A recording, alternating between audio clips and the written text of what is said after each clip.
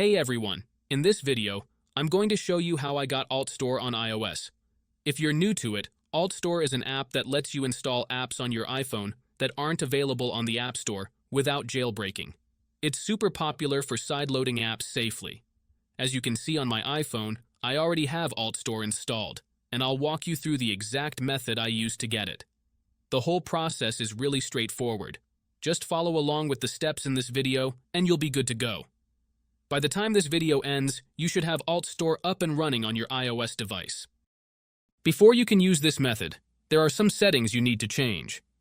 Head into your settings, tap on General, and make sure that Background App Refresh is turned on, either for Wi-Fi or for both Wi-Fi and mobile data. This ensures the app can run smoothly in the background. Next, swing by your battery settings and switch off low power mode. This feature can slow down your device, which we definitely don't want happening. With these two settings tweaked, you're all ready to move on to the next step.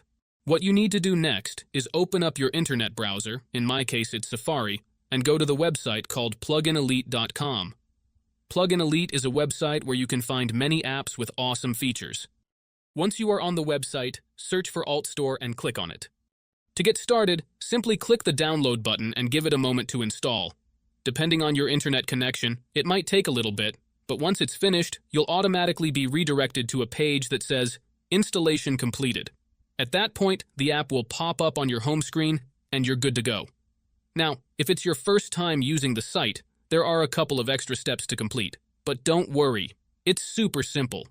You'll be directed to a website with a video tutorial that walks you through everything step by step. All you need to do is install a couple of apps from the App Store or Play Store, depending on your device. These apps are completely safe and secure, so there's nothing to stress about.